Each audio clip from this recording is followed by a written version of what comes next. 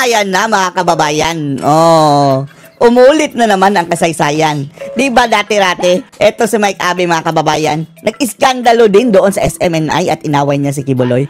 Ngayon, inulit na naman niya mga kababayan sa PTV ng kanyang nilipatan. Yung istasyon mga kababayan na akala niya ay nakakabuti para sa kanya. Ngayon mga kababayan, parang sinusunog na ngayon ni Mike Abe habang nasa loob pa siya. Hoy Mike Abe, bago mo sunugin yung bahay, umalis ka muna, baka kasali kang masunog. Kumalampag na mga kababayan eh. Ang sabi niya, ayaw niya ng budol. Oh, sino ba ng budol mga kababayan? Nakakahiya kayo. Sobra na, tama na. O ngayon, nakita mo na ang sinusuportahan mo, Mike Abe. Namulat na ba ang iyong mga mata? Panoorin niyo po ha. Wala, sobra na eh. Ayaw ko ng plastikan, ayaw ko ng budol. Oh, ayaw ko ng budol. Budol administration, mga kababayan. Eto, huwag na tayong lalayo. Eto na. Ganun ho talaga kasi na kumakarating. Malamang sa malamang mga kababayan, tanggal ito. Wala natin ha. Pero itong ginawa ni Mike Abe ngayon mga kababayan, malaking sampal. Hindi lang sa PCO, pati sa presidente mga kababayan. Ginawa na niya ito mga kababayan dati, di ba? Sa kanyang istasyon din. Alis na ako, bye! Oh, sa SMNI. Ngayon mga kababayan, ginawa na naman niya sa PTV.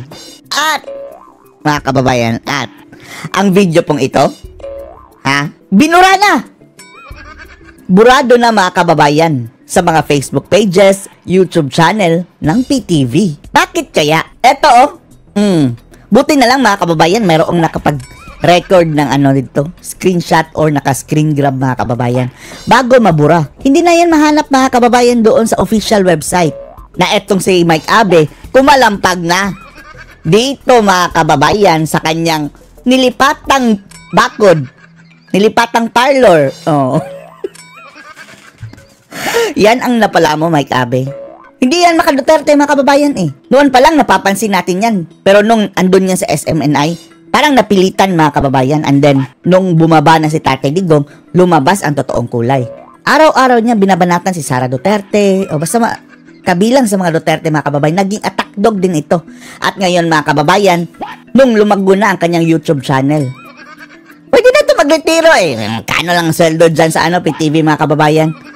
Marami na rin siya mga disciples mga kababayan at karamihan dyan sa mga disciples na bangag, mga kabangagan. Ewan lang natin kung susuportahan ka pa rin ha. Ngayon mga kababayan, nakinagat na rin niya ang kanyang sariling amo. Alam ba nyo dito sa PCO, Presidential Communication Office, may problema rin. Hindi ko nilalahat. Dito lang sa Channel 4 may problema rito. Oh, dyan pa lang ha. Paano na lang sa iba't ibang sangay ng inyong ahensya? Walang development dito kasi para dito nagpapalit ng damit kasi ang mga manager dito eh. Every 3 months, every 4 months nagpapalit ng manager. Sinong dapat sisihin? Di ba ang amo mo? Pang ilan na bang PCO secretary dyan? Bawat PCO secretary mga kababayan, nagpapalit ng kanilang mga yusek, nagpapalit ng kanilang leader. Oh, walang kahihinatnan. Back to zero agad mga kababayan, paulit-ulit na lang. Tapos, every time na mag-change ng mga tauhan, gastos. Kaya walang nagagawa, walang development. Pero may pondo, may budget. Billions. Saan ang budget? Bilyones ang budget. Kayo, ha? Tumigil kayo ha. Sino pinapatungkulan mo? Si BBM? Malamang swiping statement na yan mga kababayan. Nakakarating sa akin, may corruption dito sa estasyong ito. Oh, see? Ngayon mo lang nalaman? Anak ko kayo, pag nalaman ko yan, wala akong pakialam sa inyo. Oh, sige na, pangalanan mo na. Kaya, good morning, Secretary Dave Gomez. Eto sige, advice natin sa inyo dyan sa PCO. Totoo naman itong sinasabi ni Mike Abe. Kung talagang nagpa-fight kayo sa corruption, bakit hindi nyo ilagay ito sa mas mataas na pwesto mga kababayan ng mag-o-oversee dyan sa corruption dyan?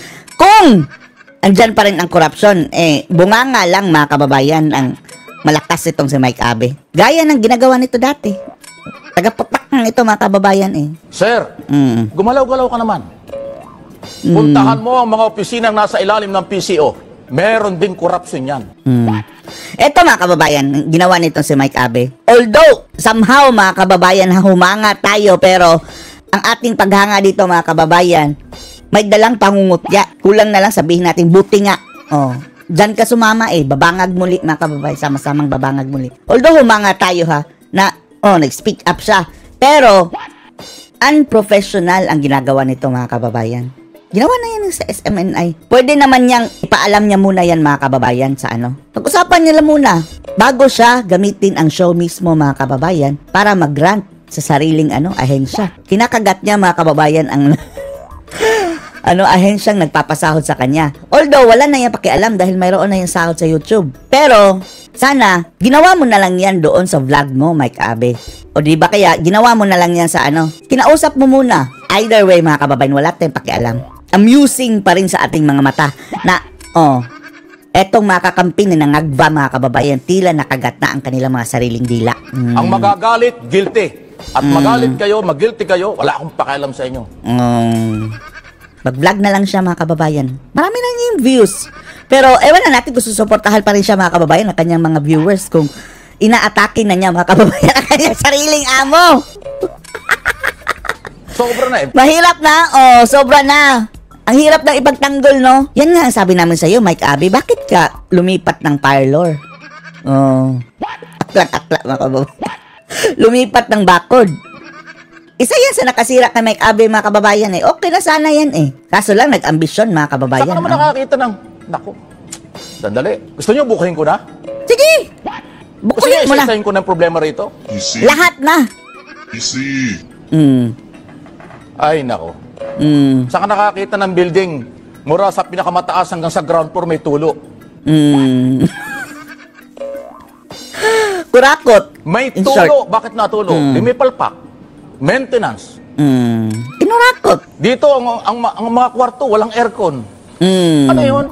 Pati aircon mga kababayan, pinagkait sa kanila. Samantala, ang kanilang budget, millions and billions and siguro trillion na ever since. Office of the President? Walang pambayad kuryente. Office of the President?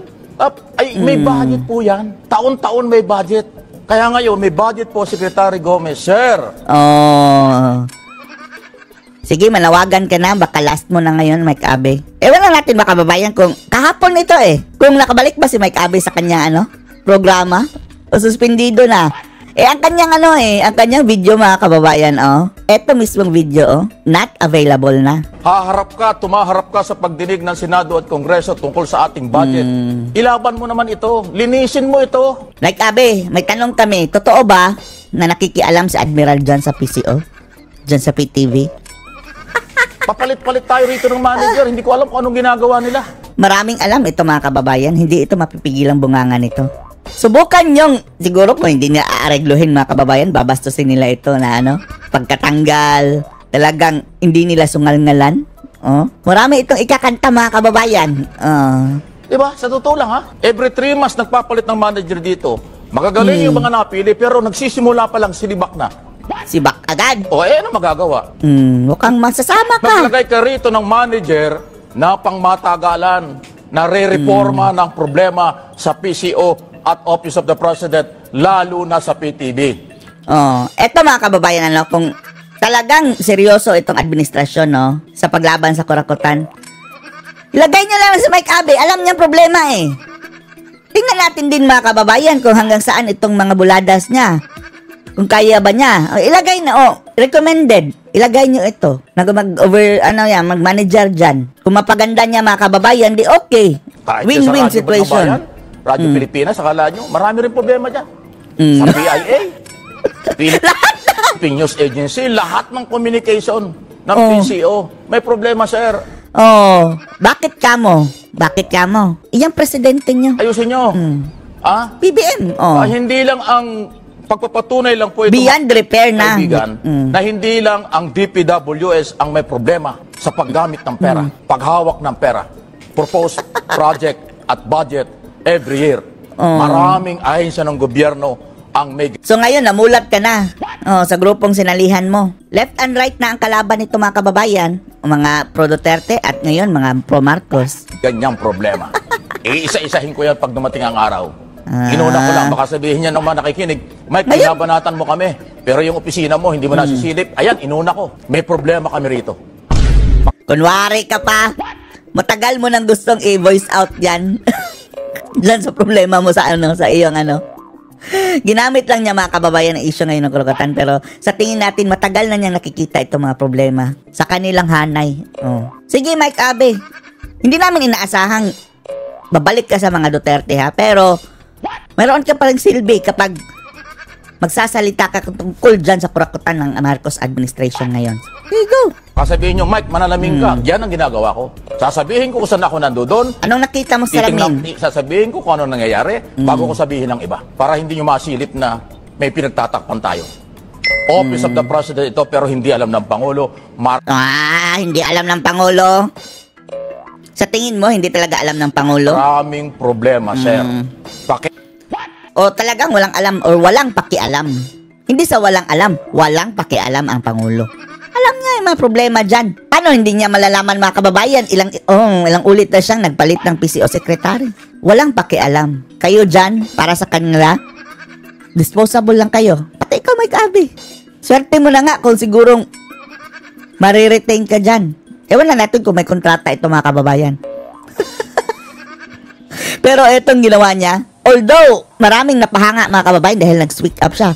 Pero sa mga kababayan, sa ngalan ng isang, di ba, yan? Parang station, ganyan. May ethics kasi yan mga kababayan. Unethical itong ginawa niya. Wala itong basbas siguro sa mga kababayan management. Dahil binura na Binura na ang video mga kababayan. Yan. Yan ang napala mo.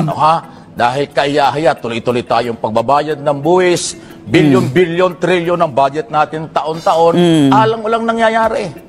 Wala talaga. Kakahiya tayo, sa totoo lang. Yak! Dati-dati, puring-puri, mga kababayan. At ang nakakainis lang nito, mga kababayan, basta mga Duterte, grabing banat nito. Sa panahon ni dating Pangulong Digong, di ba? Ang issue nyo na lang kay Tatay Digong dati, yung bunganga lang mga kababayan. O ngayon, pera na ng bayan. Sinulit ko, ang magagalit sa sinasabi ko, guilty. Galit kayo sa akin, bahala kayo sa buhay nyo. Magpa-vlog na lang ako. Sige, mag-vlog ka na lang. Malaki ang kita sa vlog. Okay? Wala, sobra na Ayaw ko ng plastikan, ayaw ko ng budol, ayaw ko na nagsisinungaling. Ayaw ko ng budol! Ayun mga kababayan. Sino yung budol? Diba ang number 1 mga kababayan na pinapatamaan ng budol is BBM? Gusto ko yung totoo. Dito sa Mike Abe Live, totoo. Pag tama-tama, pag mali. Mayroong korupsyong nangyayari kahit sa opisina ng gobyerno. Kahit dito. Kala nyo, hindi ko alam yan. Ang isang kalukuhan niya rito, tapos na. Alam ko yan Naman nag-eleksyon. Nangako sila, nagpapirma ng mga dokumento. May allowance daw mga tao rito. Masasarap ng buhay nung nahalal. Wala pa yung allowance. Nasaan ang pera? Maliwanag kayo. Nasaan ang pera ng mga tao?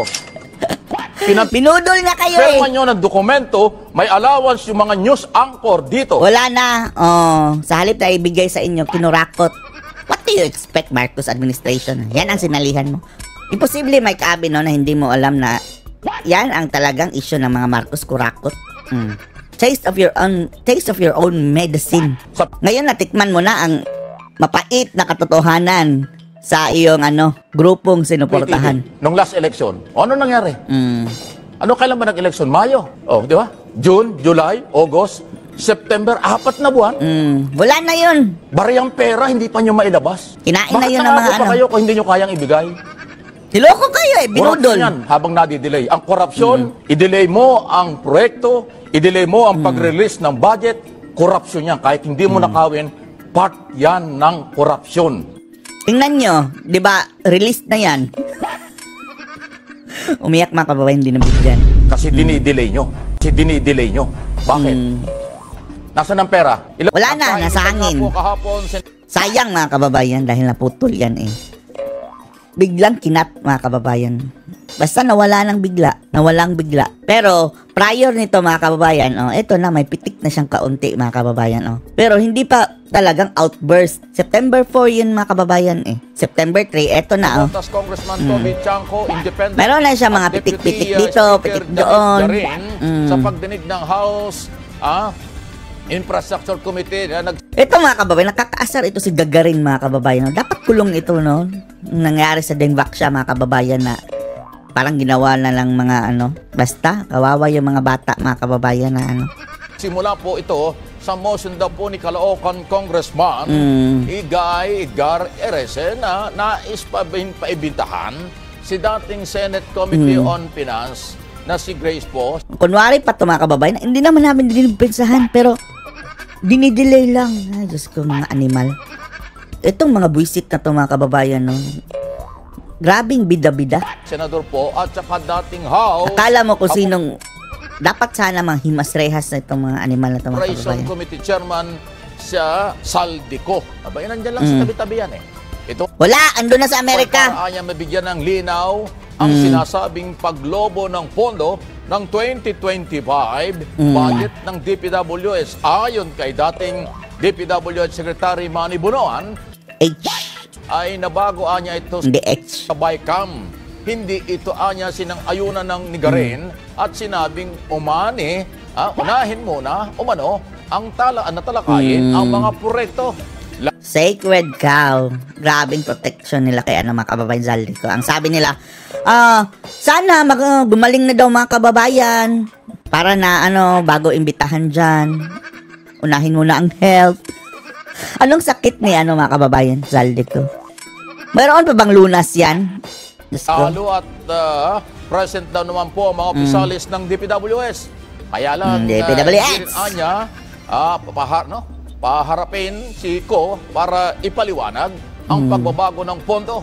Pero giniit pa rin po ni Congressman Tiangco kung talagang walang pagpapaburaan ang komite. Dapat maging resource person si Ko at Talaga? yan ho. Takot sila eh. Hindi lang ho si Ko. Actually, yung bitin pa yan. Ang motion nila, ang tanong kahapon kasi nanonood ako sa hearing kahapon. Si Abante Liling. Ako sa Magalong. Mayor Magalong. Bakit hindi imbitahan? Yung mama, bakit ayaw nilang imbitahan? Nasaan ang angas ni mga kababayan? Paano kami mga mahuhusay? Sabi niya, patunayan mo, humarap ka. Nung tinalens mga kababayan na isomon si Magalong, hindi pa ngayon, ang dami pa naming bawi eh. Dami pang mga konduktor na dapat naming nakausapin. Mahuhusay talaga mga kababayan. Naming alam yun, may dokumento at may listahan pa. Kaya nga. Kaya talaga itong investigasyon sa Kongreso at Senado, alam mo pinakamagandang gawin nyo dyan, mga senador, mga congressman, inyong paharapin sa committee hearing, sa investigasyon, si Chis Escudero, Senate President. Bakit si Cheese? Hanggang ngayon, bakit hindi mo nabanggit si Tambaluslos? Oh! Teka. Kung ayaw ito sa mga Duterte mga kababayan, ayaw na din sa mga Marcos dahil pinitik na niya eh. Office of the President mga kababayan na pinagtatrabahuan niya. Pinitik mo ba si Tambaluslos, Mike Abe? Tanong lang natin. Then, at House Speaker Romualdez. Okay. Sige. Ayan, pinitik na mga kababayan. So, mayroon kang sariling independent na lang, Yan na lang, Mike Abe, independent ka na lang. Senador po, dating senador, at saka si Saldico. Zaldico. Kasi sila ho yung nag-bike kami. Sila din po yung, posibleng merong alam dyan sa insertion. I'm in trouble. Sinabi na nga ni former Secretary Bonoan, nabago ito sa BICAM. Sino ba nag-BICAM? Ay di ba yung Committee on Appropriation Congressman, Committee on Finance ng Senado, at yan ay liderato ng Speaker at ng Senado. Kaya nga mga kababayan kung hindi lang binuwag ni Bangag mga kababayan yung PACC, yung Presidential Anti-Corruption Commission, yan sana ang tatrabaho ngayon ito. Kaya mga kababayan, bubuo na naman sila ng parang PACC. Ang animal. Problema, pinagtatakpan nyo, kaya walang kakwenta-kwenta yung mga hearing-hearing na yan. Ang ating inaabangan ay ito pong nagagalit na si Marcoleta ni Pangulong Marcos. Kasi ito yung may pag-asa tayo lalabas ang totoo. Kasi dito walang pagtatakpan dahil ang complainant nag-expose.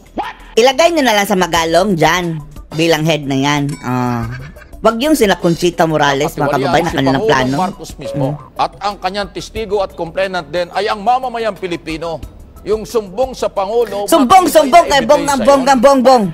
Ayon hong hearing sa Senado at Kongreso, takipan lang eh. Pag lumabas yung kulang na kulang sa follow-up na tanong ang mga senador at congressman. 2 minutes lang daw sabi ni Rapi Tulfo. Halata mo may pinagtatakpan, pinaiikot-ikot lang, pero hindi ko nila... Marcoleta. Winabash ka, Marcoleta naman mga kababayan, madali yung magalit basta kinakanti siya mga kababayan. Sabi niya, ayaw kung inuinsulto ako huwag mo insultohin. Pero believe tayo sa Congress mga kababayan, no? Ang sipag mga kababayan hearing. Halos araw-araw. Pero ito ka Marcoleta mga kababayan nating inaabangan, bakit ang tagal pa? Depende kasi yan sa mga kababayan, isa Senate President kung papayagan niyang mag-hearing ng ganyan sa kanyang oras. At least meron ding ilang senador at ilang congressman matino magtanong, pero yung iba talaga, wala. Tulog ng langit ng kailang mga kaibigan para pagtakpan. Kahapon po ay formal lang na ipasa, okay? Ang ng pamunuan ng Department of Public Works and ipasa, ibig sabihin ng pamunuan ng Department of Public Works and Highway ipasa kay Secretary Benz Dizon na pinangunahan po nito ni dating turnover ceremony Manuel Manny Bonoan. Ano masasabi mo dyan? Kasama ng iba pang mga opisyales, sinalubong po natanggal na si Bonoan ng mga kawaninang kagawaran.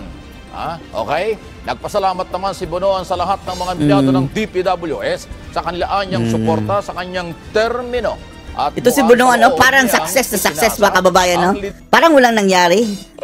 Tawa dito, tawa doon, para talagang, wow, ang galing-galing ko, ganyan. Samantalang nangyayari sa kanyang, mga kababayan, pamumuno, ang katakot-takot na kurakutan. Kay Dizon, ayaw naman kay Dizon, bagamat biglaan anyang naging pagpapalit ng pamunuan.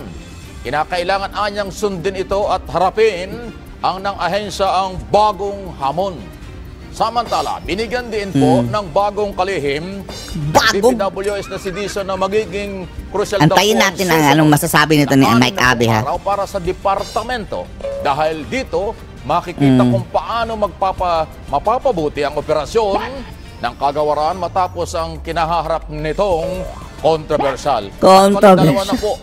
Yung kaagad ay direktiba. Para lang humaintindihan nyo. Yung unang direktiba ni Dizon, courtesy resignation sa lahat ng YOSEC, ASEC, director hanggang sa district engineer. So, marami-raming mababakante. Sana hindi lang hanggang dyan, no?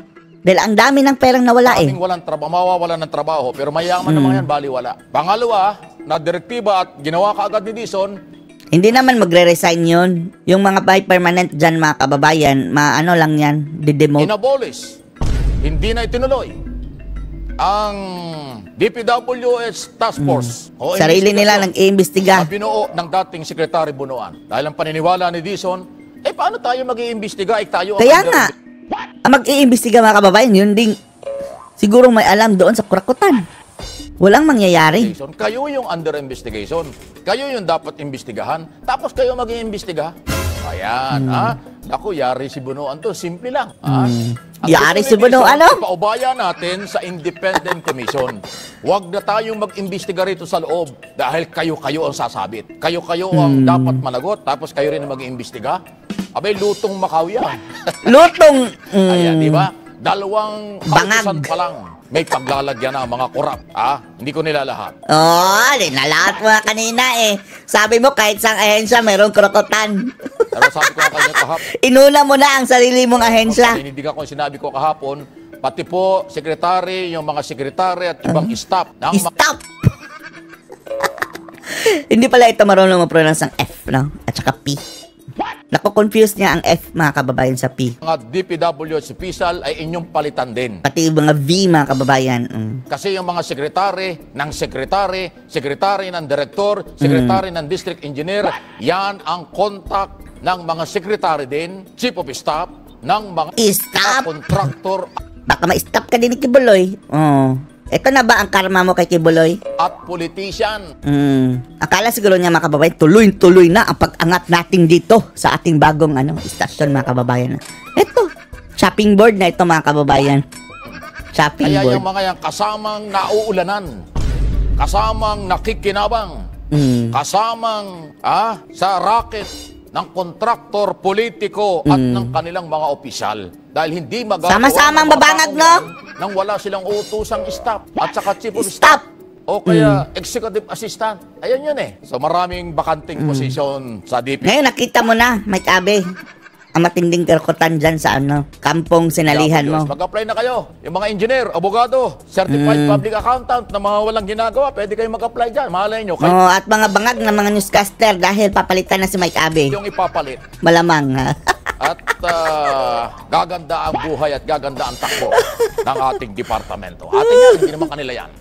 Nakipagpulong nga po ang Metropolitan Manila Development Authority. Wala natin na kung may kukuha pa ba dito si Mike Abe, mga kababayan. Twice na niyang ginawa, mga kababayan. Matatakot na ang siguro kukuha nito dahil pinahiya niya ang sarili nilang istasyon, ha? PTV. Malamang wala yung mga kababayan, wala itong permission, naggagawin niya yan. Sarili niya lang yan. Ginawa din niya yan sa SMNI, mga kababayan. Alis na ako, goodbye. Binastos niya si Kibuloy, mga kababayan. Pwede na mga sabihin niya off air o sa kanyang vlog. Ito, inulit na naman sa PTV. Wala na ito, mga kababayan, wala nang tatanggap dyan. Siguro ang tatanggap dyan, mga radyo-radyo na lang. Pero etong PTV, ito na siguro ang pinakamalaking mapapasokan ni Mike Abe. Dahil sa tingin nila, mga kababayan baka gagawin din yan sa ating. Tutuklawin din tayo. At the manner na pagkagawa, mga kababayan, unprofessional. Although, hindi natin sinasabing mali ang punto ni Mike Abe. Nasa punto siya, mga kababayan. Kaso nga lang, mali ang kanyang venue, mga kababayan. Kung saan nagsabi siya.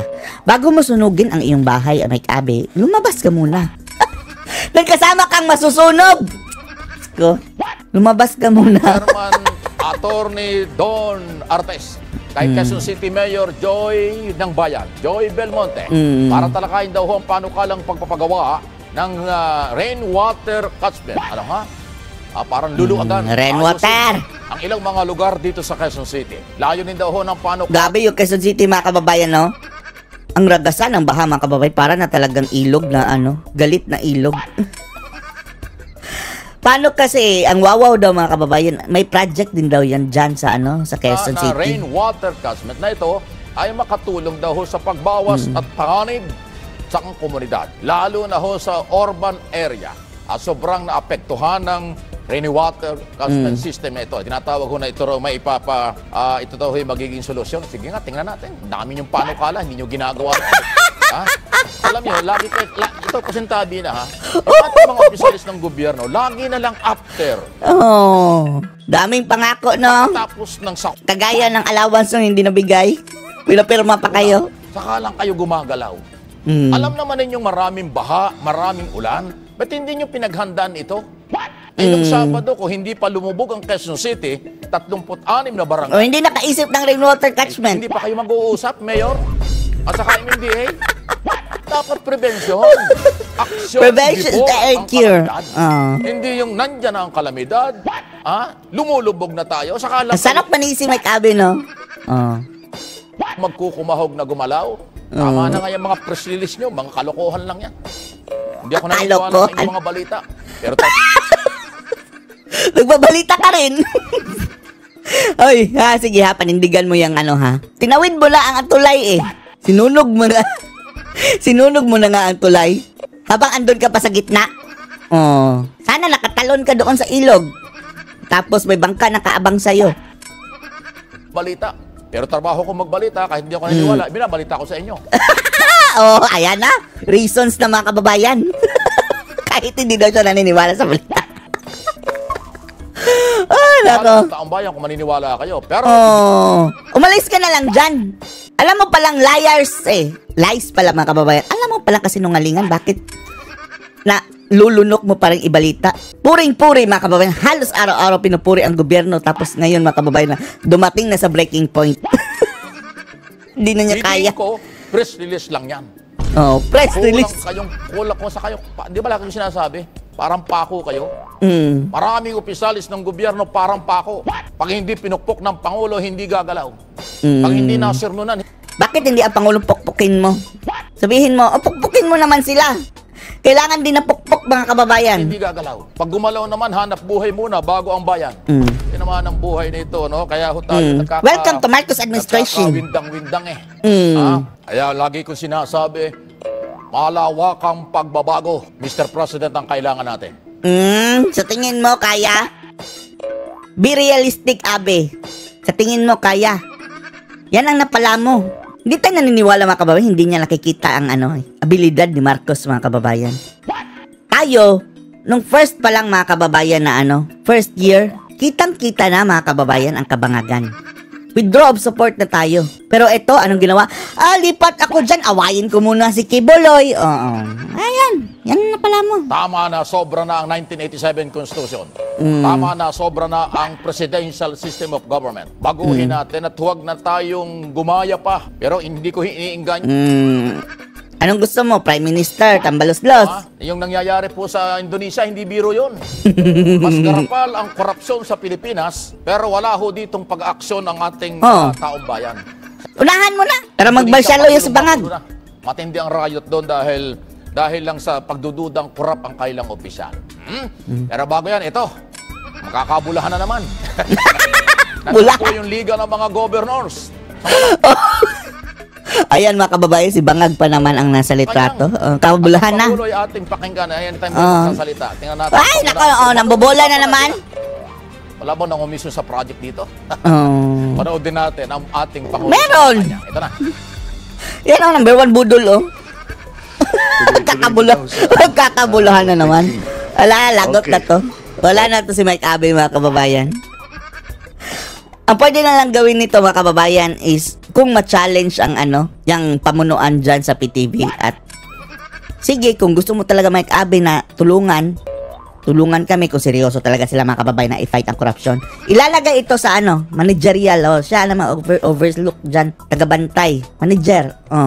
Pero kung walang plano mga kababayan na subuin ang kurakutan talaga dahil nakikinabang pa sila, si Bakyang si Mike Abe. All the new officers of the LPP. Uy, nako. Pasensya na mga kababayan. Hindi ko masikmura yung kabangagan mga kababayan. Makinig dyan.